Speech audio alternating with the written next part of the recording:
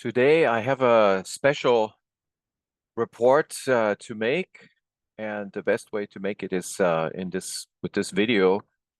This is something that even Egyptologists may not be able to be exposed to. It's very specialized, it's a very subspecialized field of Egyptology. It has to do with the language. It has to do with Demotic specifically. And so before I start, I wanted to first of all acknowledge the Egyptologist that sent this to me. His name is David Klotz, and I've known about David Klotz for several years. I cited him in my first book. He had published something about poetry at Oasis at the temple. At a temple there, and this was some poetry that he had translated, and that this was very useful for me at the time. So this is the first time I learned about him. But more recently, last couple of years, I've fought contact with him. I've also been studying his open book that he's publishing. This is the website. It's called bookdown.org, Shema Nefer Esna 2. So he's translating the very difficult texts of the Esna Temple. This was surveyed by the French Egyptologist Saint Laurent, and David Klotz has taken on this project now. It's very difficult to translate these texts. This is from the Roman times, also late Ptolemaic times, and so if you're interested, he's basically translating all of these different sections of the temple, different links here. It's very well done. It's a new type of online publishing, and he's inviting people to join him in writing the book. As a matter of fact, I've had a few email exchanges with him, and recently he uploaded something to his academia site. And what caught my attention is that he wrote a review about a book. This is already a few years ago. I think 8 years ago is when he wrote the review. But there's a little line in that review that there was a Demotic text written in Demotic Egyptian, but it was a pyramid text, an utterance from the pyramid text, and that caught my attention. So I contacted him, and he was able to share the primary reference with me, and this is it. So this is a book published by Mark Smith, book published just 4 years ago. It's Between Temple and Tomb. It has to do with the papyrus. It's a fascinating story. Even the papyrus itself was discovered. So this was basically lying at the Bodleian Museum in, I believe it's in Oxford, and this had been sort of misclassified, was sitting on top of a shelf, and Mark Smith, thanks to his persistence over several years, he was finally able to find this papyrus. And here is an excerpt of it, but let me just get to the end of the book and I'll show you what the whole papyrus looks like. So this is the way it is currently mounted, and it turns out that the order of the different rituals that are inscribed here is not correct. So this just has to do with the way the papyrus was cut. So if you correctly order it, then it looks more like this. So the particular inscription that I'm interested in is column 10, because that's where two pyramid texts, two utterances are mentioned. So that's what I'm going to focus on. So I'm just going to scroll down to show it to you. This is column 10, and so this is that particular segment of the papyrus. And what we're going to talk about is these lines 7, 8, 9, and 10. That's Pyramid Text 32. And then 11, 12, 13, 14, 15, 16, 17, 18, 19, I believe. That is Pyramid Text 25. I may be wrong about that, but I'll update you when I get to that point. I think it's a little bit less. So Pyramid Text 32 is 4 lines, and then Pyramid Text 25. And these two pyramid texts were first, we know about them from the Pyramid of Unas. That's the original version, but these are two utterances that are used in all of the pyramid text versions. So and so I'm gonna show you exactly what those utterances. They're obviously important, but another thing I wanted to tell you about this. So when was this papyrus actually written? So it turns out that Mark Smith was able to date this papyrus to, it's incredible, but with the how he pieced this together, but it's dated to the reign of Augustus. Augustus, of course, before called Octavian, he's the one who defeated Mark Antony and Cleopatra, and then basically took over Egypt, and then he became the first divine emperor of Rome, and calling himself actually a god. And the interesting thing, this papyrus actually proves that he called himself a god. We're not going to talk about this today, but it's just fascinating, the date. I believe that Mark Smith, I'm going to see if I can get you the exact date, but I think it's 6 BC. So it's just, about 6 years, just about 6 years before the Jesus was born, for example. That's the way we count the years if you use the Christian way to count the years. So it's just about that time period that this was composed. And these are ritual texts, so they have a sort of a religious content.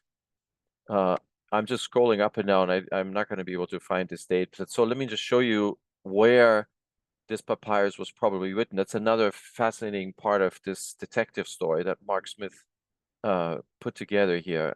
So I've read some of this, especially the introduction here. So here's the date when the texts were inscribed. Yeah, so he pieced this together. So he goes methodically, he reasons himself to the date, and he comes up with it's remarkable. He comes up with the particular date. It says here August 29, 8 BC. Yeah, here, and his 24th regular ended. So on August 28, 6 BC. So today is actually August, what is it, August 26.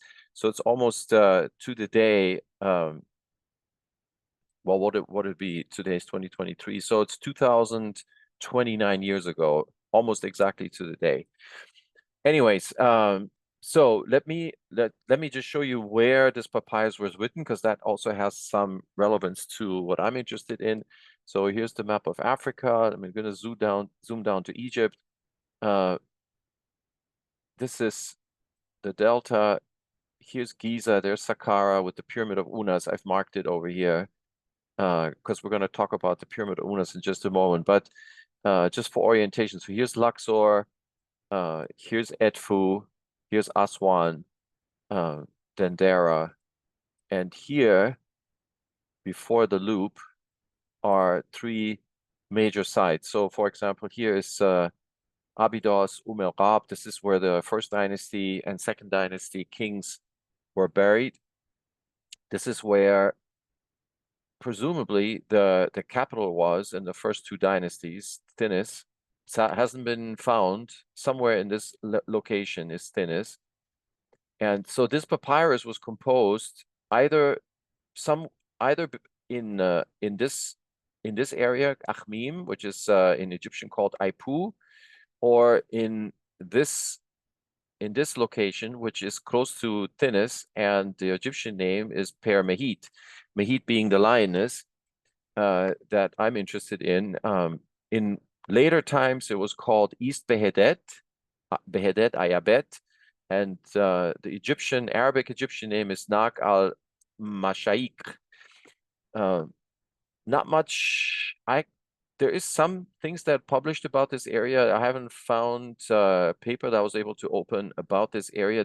I have a reference. I haven't looked it up yet, but I'm interested to know what is it exactly that's been found in this location. So anyways, this papyrus comes from this zone here. And the reason is because in the papyrus, there are ritual texts that could come from anywhere in Egypt, because the the content is sort of supra-regional. It could come from the entire country, but interestingly, these religious texts, they were custom made for the region. So there was some redaction, some editing that that you can use to identify the location where the text was originally written. And in this particular case, this papyrus comes from this zone here. Now, the reason why this papyrus also is so amazing is because it is the only, now I think this is what he's saying, Mark Smith, this is the only demotic version of pyramid texts, of any pyramid text, from what I understand, but specifically these two pyramid texts, 32 and 25. So, of course, there's a huge time span between 6 BC and the first version of the pyramid text, which is something like 2400, 2350 BC, which is the Unas pyramid. That's the first version we know about. So there's more than 2 millennia time that passed between the pyramid texts and then this, and as you can see, there's a different language at this point. So during the Pyramid Age, those old Egyptian, then in the Middle Kingdom, the language changed a little bit. It was in that time period, Middle Egyptian was spoken, and then even at the late Middle Kingdom and the New Kingdom, the language changed and it's now called Late Egyptian, with Demotic being in the late phase of that. So a Demotic speaker and a Demotic writer would have a hard time understanding someone who spoke Old Egyptian, and would also have to interpret the writing that's in Old Egyptian. In other words, Old Egyptian hieroglyphic and Old Egyptian hieratic, which is the book language, the handwritten version of hieroglyphic.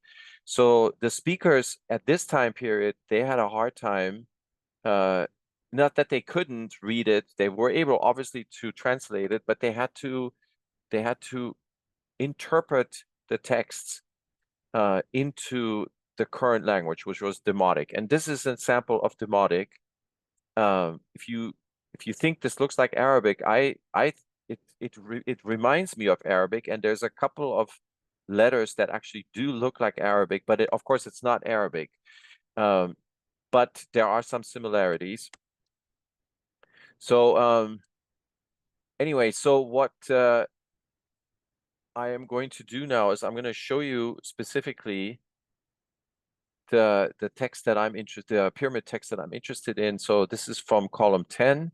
This is Pyramid Text 32, and there it is in Demotic. And Pyramid Text 32, the first version that we have, here's a photo that I took from the Pyramid of Unas. So there is Pyramid Text 32. So there it is in hieroglyphic in Old Egyptian, and there it is in a language that's 2,300 years existed 2,300 years later, and but the content is almost the same, and the differences are fascinating. So we're going to get into that also in a moment.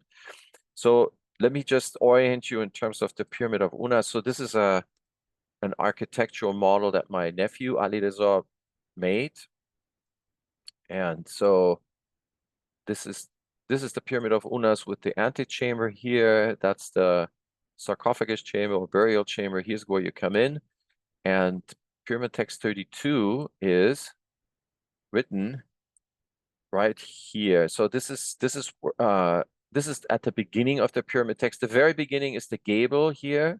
So if I turn this around, that's where the pyramid texts actually begin in the Unas version anyways. So you read them from right to left or north to south, and then they continue on the north wall, which is the only wall where you have three registers. So there's three basically rows of text, and here you read it from left to right. So from that would be west to east.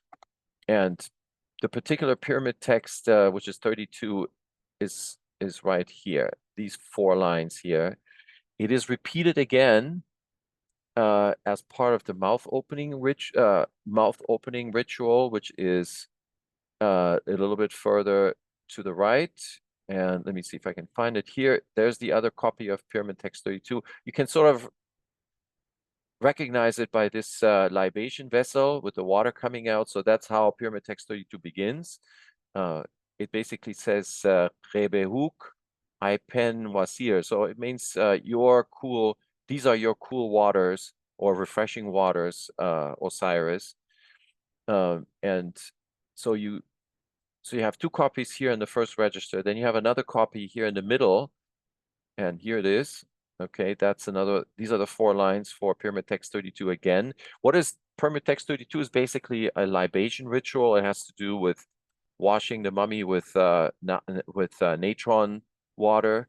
It's sort of a cleansing ritual with treated water, and in this bit salt treated water, natron. In this version also there is a carving, what looks like a carving mistake, but of course Robert Naylor and I got interested because this is the middle of the whole wall, and that's where you see a mistake that looks like the lioness Mehid with a bent rod coming out of her back. And in our paper that we published last year, The Bearded Lady of Giza, this is really our starting point. So we start this paper with that observation, and let me just take you to that particular. Here's that symbol I was just talking about. So here's a close-up image. Egyptologists will tell you that this was a carving mistake and it was overcarved, but we think that this was actually intentional but disguised as a carving mistake.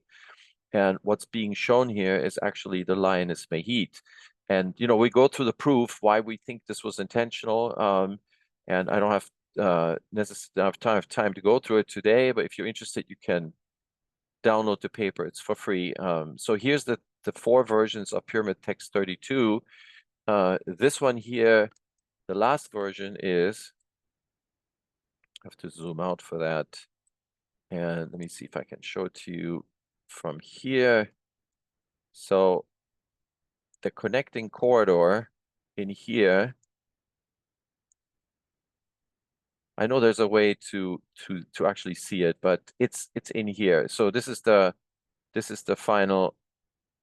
Yeah, here it is actually, right here. So this is Pyramid Text 32, the 4th version. So there's a total of 4 versions of it. So you can obviously, even in the very first known version, the Pyramid of Unas, Pyramid Text 32 was important because we have 4 copies of it. So let me take you to the actual text. So I'm going to have to improvise because let me see. So these are your cool waters, Osiris, Quebec, Aipen. This is a repetition. These cool waters, and then ho means ha means ho. It's like an exclamation. Ho, unas, and then it says giving libation with and this is at Mehid, which is referring to the delta. So giving cool waters from the north. And then it says Peru Herek, it means Peru Herek was here. So this means your son has come forth. Your son is Zak means your son, Peru Her, that means has come forth near you. Your son has come forth with you. Horus, this is the sign. So Horus is the son of Osiris, obviously. So Horus has come forth. And then it says he has Ayu, Ayen, he has come, Ayu, he comes, Ayen and bringing for you, he comes bringing for you the eye of Horus. I read Heru, and then it says that you shall. Now this that you shall cool your heart with it under it. I think that's what this means, that you shall cool your heart with it under it. Ianenek, he has brought for you it, Sherek, under your feet. Okay. And then it says, do not be wary of the outflow from under. It says, yeah, do not let your heart be wary with the outflow from yourself. So it's a mummy, it's a cadaver basically, and there's some liquids that, it's liquefying and is flowing out of the dead person, and it's basically telling him don't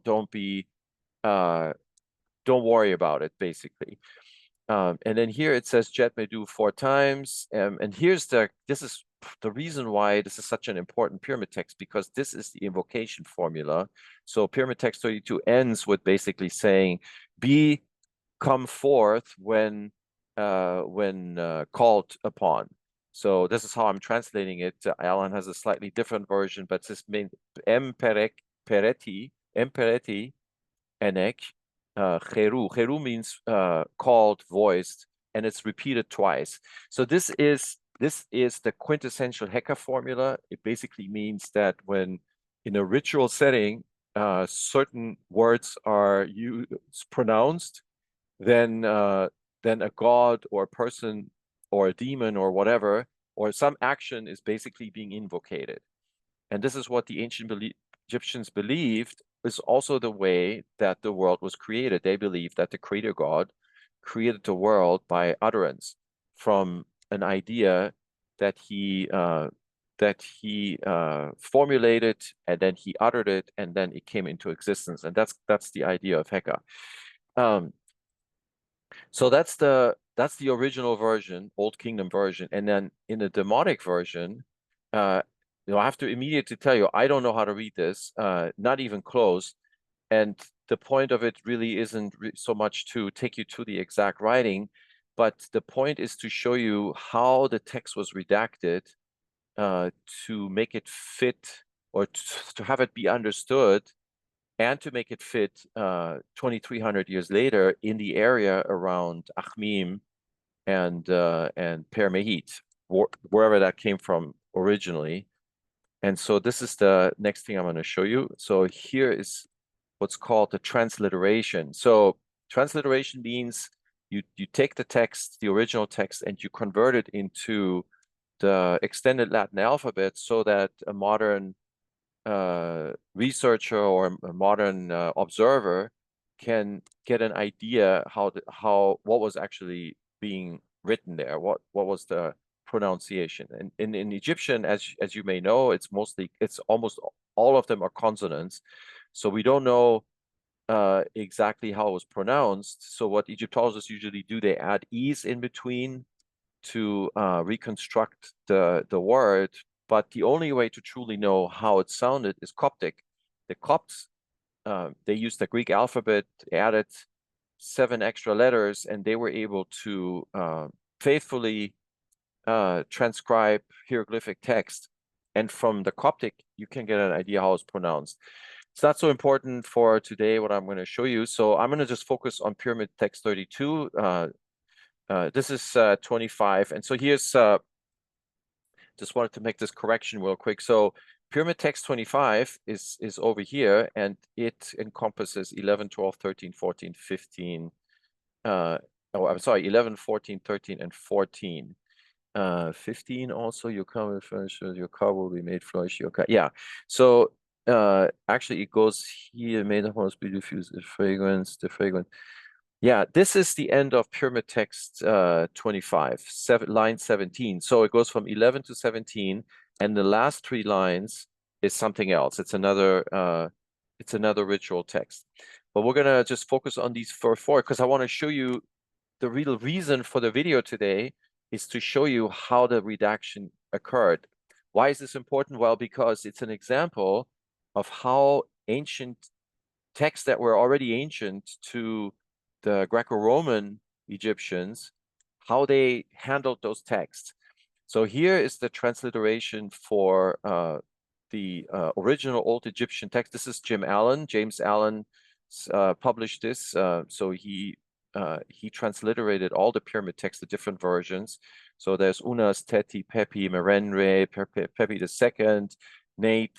Those are the queens. So this Pyramid Text 32, as you can see, there's a version of it in all of the different versions of the pyramid text. Here are the 5 lines that were copied over in the Demotic version. And so here is now what the scribe did to give the text an ancient feel. So this is called traditional hieroglyphic. So when the scribe could have just written it in Demotic in his or her own language, but then it would have been obvious that it's a Demotic version. It doesn't sound old. In order to make this keep the old character, there's a couple of grammatical things that the scribe did, and I just wanted to point out a couple of them. This is, of course, Mark Smith's analysis. He did this analysis, and I'm just explaining. I'm just reiterating what he did and explaining it to you. So, for example, this is your cool waters, Osiris. So these your cool waters. Bebek means your cool waters, and Ipen is the Old Egyptian version to say these. So it's a demonstrative pronoun in the plural. But look what the Demotic scribe did. So he replaced this word with arpenen. Why? Because Ipen only made sense to an Old Egyptian, but in Demotic, this word gets replaced with arpenen. And in fact, the same thing happens in the second time. Another classical Old Egyptian style is to use this special verb form, which in English you can sort of think of it. Iuni means I have come. It sounds, I don't know if you can appreciate it, but it has gravitas. It's sort of an epic way to speak. At least that's how the ancient Egyptians thought of it. So when an ancient Egyptian says, I have come, that means he or she is speaking epically. And then I have brought. So I have come and I have brought. The way that, in other words, instead of saying I came, I brought, I have come, I have brought. The way that you designate that certain aspect of the verb is with this n. So by adding that n to the verb, you create that special feature. And in grammar, it's called aspect. The aspect is an action that is either still ongoing or an action that has completed. And if you say it this way, then you're basically making this timeless. So it could be in the future, it could be in the present, it could be in the past. I will have come, or I have come, or I had come. Regardless what time, it adds that special character of something that has completed. So, and this, interestingly, the scribe adopted, and you can see that over here, even though he or she spelled, I'm saying he or she, but usually a lot of these scribes were male, but I don't want to say that there were no female scribes. There were probably female scribes. In this particular papyrus, I don't think is signed, so we don't know. It could have been a male or a female. So that's why I'm saying he or she. Anyway, so the scribe in this particular instance spelled the word iuni means I have come, I-I-N, leaving out, just like in the old version, leaving out the I. But the spelling is a little bit different, but preserved this sort of epic aspect use of the verb, this n. So this is called aging the text. So if you use that particular verb form in other words, so you have the Pyramid Text 32, but you're writing a version of it that's a more modern, that's basically a version from your own time. But if you write, and at that time, this would be considered ancient writing. It would be a style that's not contemporary. It would be an ancient style. And see, look, the scribe maintained that ancient style and thereby aged the text. It is an old text, but the way it was redacted, he kept this style in it. There's some small differences between other small differences. For example, here, my pereti enek cheru, this is the invocation formula. Here, it's I'm per enek er cheru. So again, as you can see, the grammar has changed. So why did the scribe do that? Well, it's just because that makes more sense to a contemporary speaker that reads Demotic. So they had to basically redact or editorialize, this ancient way of saying it into a form that a Demotic speaker would understand. So see, there's a mixture of two different things going on. On the one hand, there's some redactions to adjust the text to more modern times, and then there's some other editor and then there's other edits that try to maintain a style that reminds the reader that this is an ancient text. Another example, and then I'm going to move on, is this, for example, here. So this is Pyramid Text 25, and this is basically the one who has gone, he has gone with his ka. That's what this means. Zai heno kaf. So the one who has gone, he has gone with his ka. And this verb zai, in other words, has gone, here is sabi. So it's a completely different word because if the scribe had used the same word, the reader wouldn't be able to understand it. So this is a redaction it's a lexical ejection. In other words, this has to do with verbs. I mean, with the lexicon. So this is actually a foreign word to the scribes. Nobody would have understood it, so they used a word that's familiar to a Demotic speaker and just substituted it.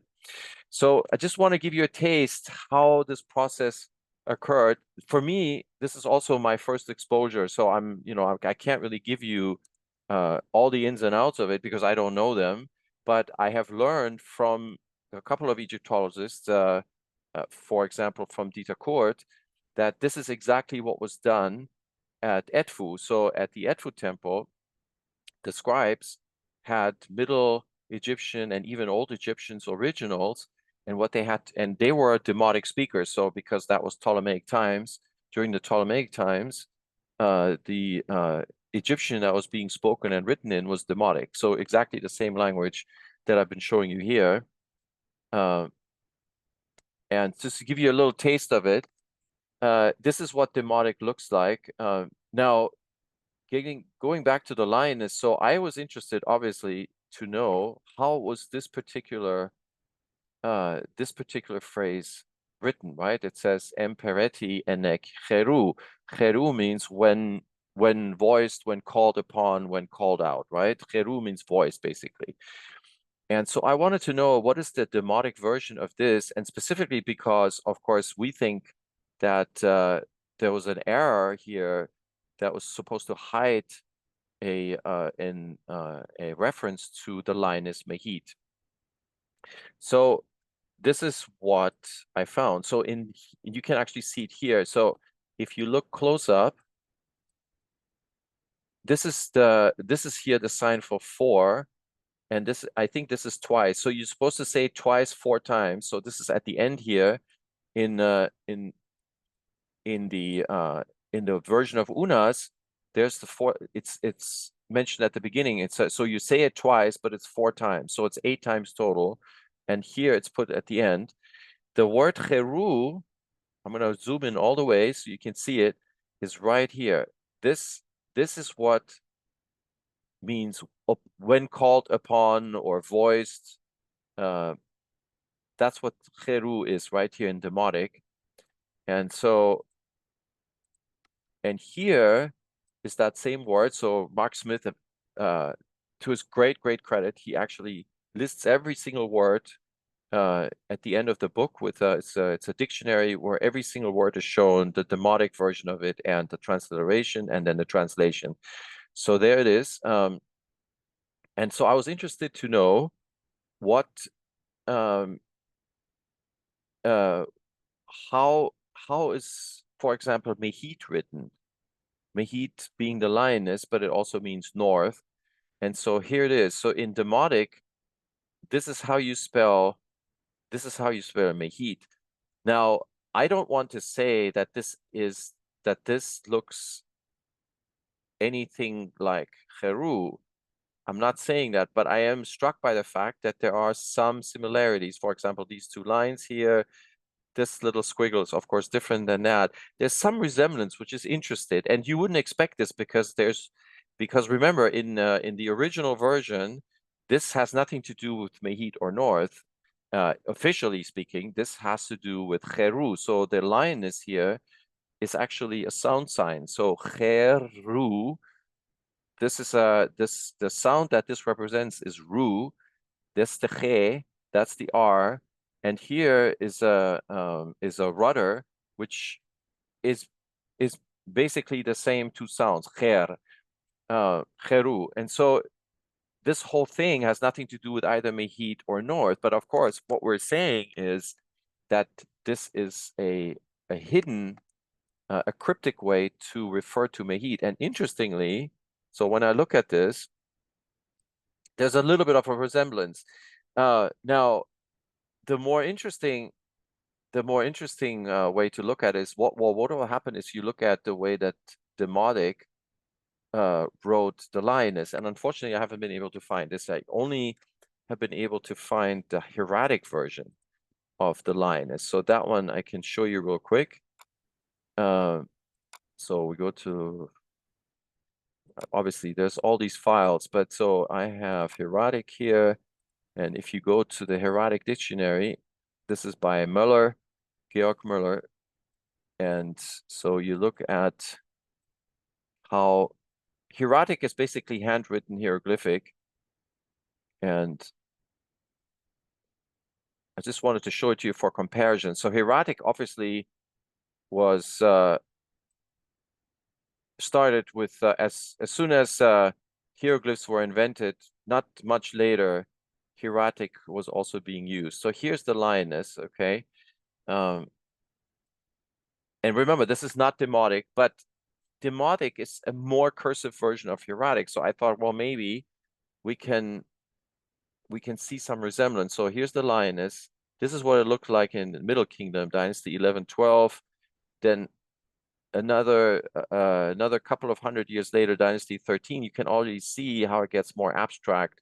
And then it gets more and more abstract. And this is then now in the New Kingdom. So this is what it looks like. And if you compare that, let me see if I can do this with this. So so remember, this is voice, right? And this is Northern. I don't see any resemblance between these two things, but between these two things, interestingly, I do see some resemblance. For example, that's that, and there should be no resemblance. Just to clarify that, I'm just fishing basically.